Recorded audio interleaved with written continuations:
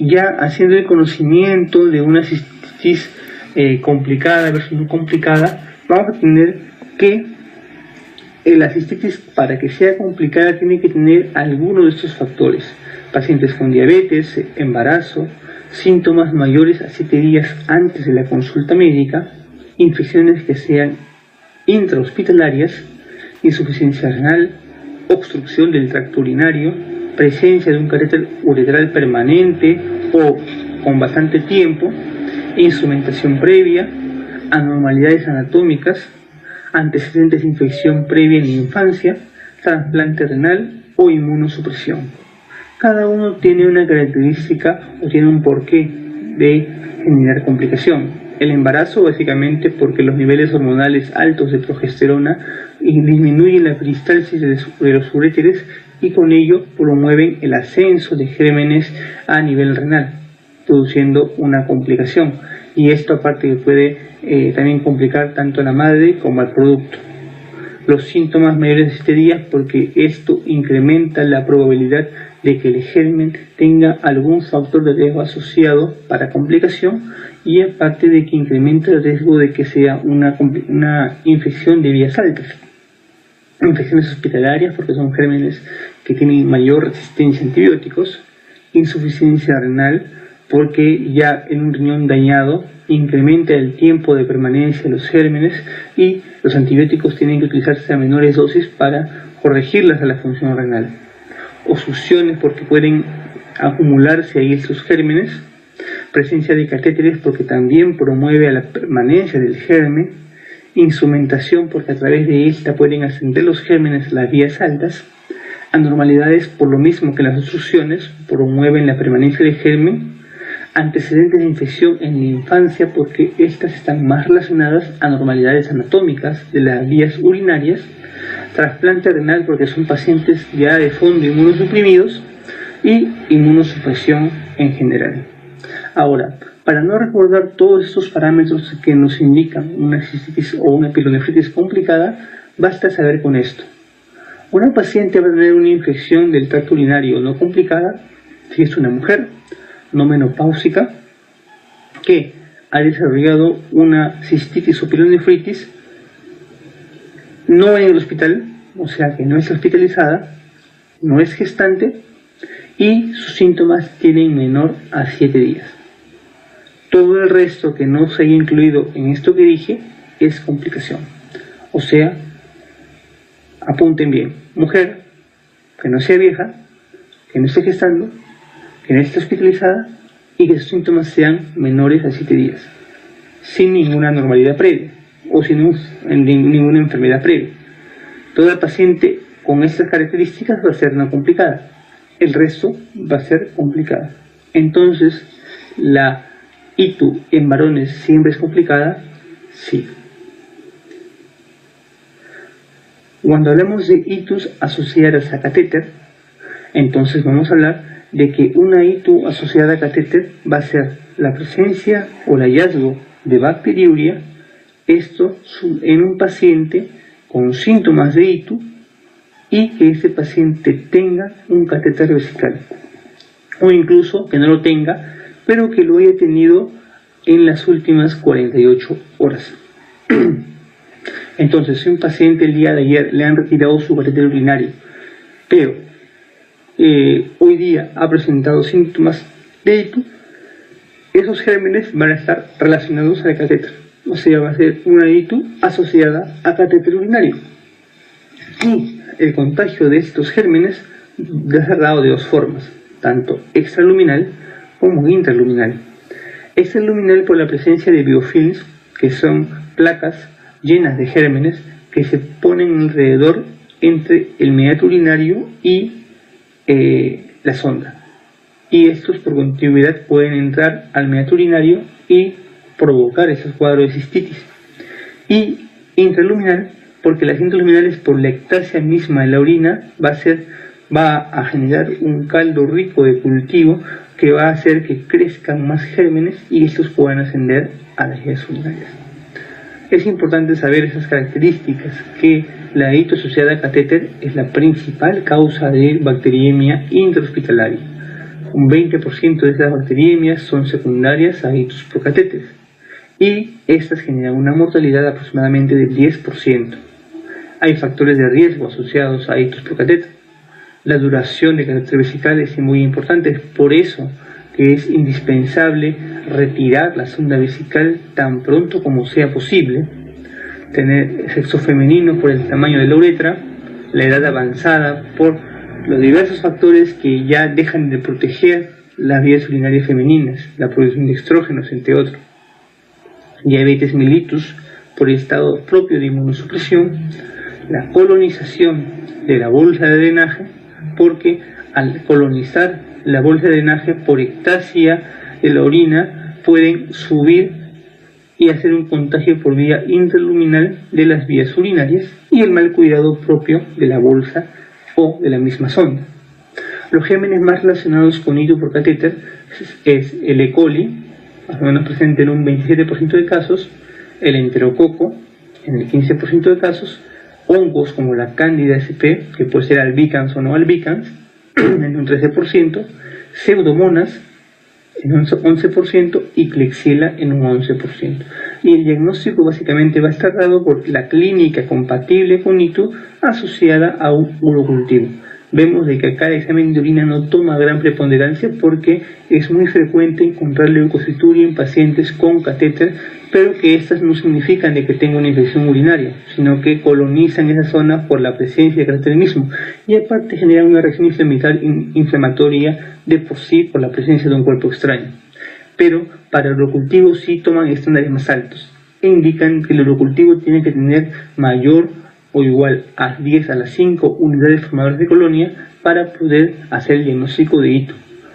Por debajo de esto ya llamamos colonización y no se trata. Entonces, si bien es cierto, en pacientes con cistitis no complicada el diagnóstico por urocultivo es con 10 a la 3, en pacientes con ictus complicadas por catéter el diagnóstico del urocultivo es con 10 a las 5 unidades formadoras de colonia. Es muy importante conocer cuáles son las indicaciones para una sonda vesical, porque no se puede colocar sonda vesical a diestra y siniestra o solo porque se nos antoja o para facilitarnos el trabajo. Hay indicaciones precisas y claras para colocar una sonda urinaria y con eso disminuir el riesgo de infección en nuestros pacientes. Son 5 las indicaciones principales de catéter urinario. La primera es un globo vesical. O sea, si hay globo vesical, obviamente debe tener un catéter urinario, hasta que se resuelva este cuadro y se pueda retirar.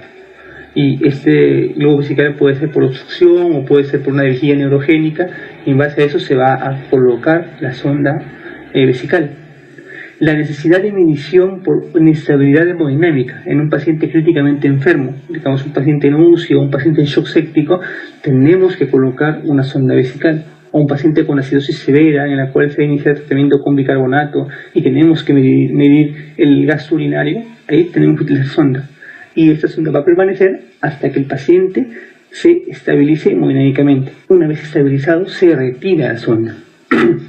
En pacientes que estén programados para cirugías, en estos pacientes también se va a tener que colocar una sonda urinaria por contaminación propia de la zona de operación, que es una zona estéril y es por ende de que no se puede utilizar, se tiene que utilizar una sonda en esos casos, y aparte también cirugía urológica, ¿no? Paciente prostectomizado tiene que usar una sonda urinaria. Entonces estos casos sí se indica, son indicaciones absolutas para sonda urinaria. Otra, que el paciente tenga alguna lesión cercana que tenga que estar estéril y limpia y que haya riesgo de que pueda contaminarse con la orina. En pacientes ancianos con úlceras sacras o con úlceras a nivel del pene o del periné pueden contaminarse con la orina, y es por eso que en estos pacientes se tiene que colocar sonda. Y en pacientes que van a tener que requerir inmovilizaciones prolongadas y obligadas, pacientes con tórax inestable, con fracturas lumbares o con fracturas de vértebras lumbares o de columna lumbar y sacra, esos pacientes, como no pueden movilizarse, tienen que utilizar una sonda para poder orinar. Pero en estos casos puede utilizarse una sonda tipo colector urinario, tipo condón, en los cuales ahí se puede recolectar y disminuye tremendamente el riesgo de infecciones urinarias. Estas 5 son las indicaciones, el resto no debe colocarse sonda urinaria. Es decir, colocar a un paciente solamente por ser viejito una sonda urinaria es un crimen, porque incrementas el riesgo de comorbilidad en este paciente. Veamos cuál es el concepto exacto de una bacteriuria sintomática. Una bacteriuria sintomática es aquella que el paciente con síntomas de infección urinaria asociado a un urocultivo positivo con 10 a la 3 unidades formadoras de colonia. Es cierto que la ICSA ha encontrado que con cantidades tan bajas como 10 a la 2 ya podemos hablar en un paciente sintomático de una infección urinaria, pero como dije anteriormente, la presencia de laboratorios que no pueden aún cuantificar esa cantidad hacen que 10 a la 3 unidades formadoras de colonia sea el corte. Entonces, ¿qué es una bacteriuria sintomática? Una bacteriuria asintomática va a ser aquella en un paciente que no presente síntomas urinarios que tenga un urocultivo con mayor o igual a 10 a la 5 unidades formadoras de colonia. Entonces, ¿cuál es la pregunta a responder en un paciente con bacteriuria asintomática? ¿Los trato o no? Y si trato, ¿a quiénes trato? Solamente 2 grupos poblacionales deben ser tratados en bacteriuria asintomática: gestantes y procedimientos urológicos programados. Es decir, si un paciente está gestando o se va a someter, digamos, a una pirografía ascendente y tiene bacteriuria asintomática, debe tratarse, porque si no, estos gérmenes pueden ascender a la vía renal. Todo el resto de pacientes no deben tratarse. O sea, nos quitamos algunos mitos que paciente con diabetes y en la bacteria sintomática debe tratarse. No debe tratarse. Paciente con un VIH, estadio SIDA y bacteria sintomática debe tratarse. No debe tratarse. Solamente gestantes y pacientes que deben ser sometidos a procedimientos urológicos. Y llegamos al último punto, que es el manejo de la ITU recurrente. Y en la ITU recurrente tenemos que saber que su definición es 2 a más infecciones urinarias en los últimos 6 meses o 3 a más en los últimos o en el último año, en un año. Con esto hablamos de ITU recurrente. Y una ITU recurrente, ¿qué nos genera?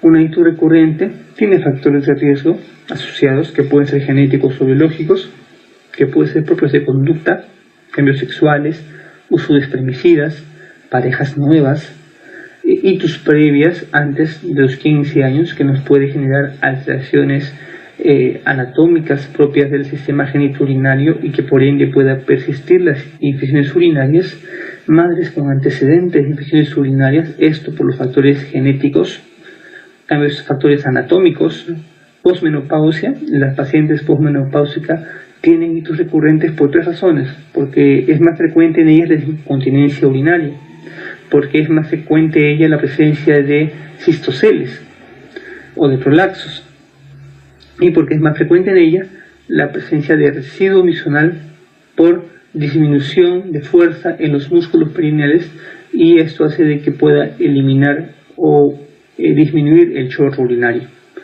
También hay factores de riesgo asociados a la virulencia misma del patógeno. En estos pacientes el tratamiento va a consistir en la erradicación de estos factores de riesgo y en una profilaxis adecuada.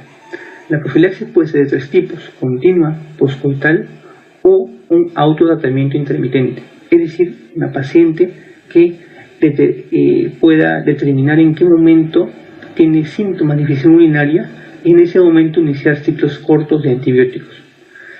Se ha visto de que la sensibilidad de que una paciente ambulatoria, no médico, pueda diagnosticarse a sí misma una infección urinaria tiene una sensibilidad del 85%. Es decir, una paciente mujer, cuando está bien entrenada, puede ella misma conocer en qué momento tiene infecciones urinarias. el tratamiento en profilaxis o los antibióticos propuestos en profilaxis básicamente van por el cotrimoxazol y el norfloxacino, que no son recomendados en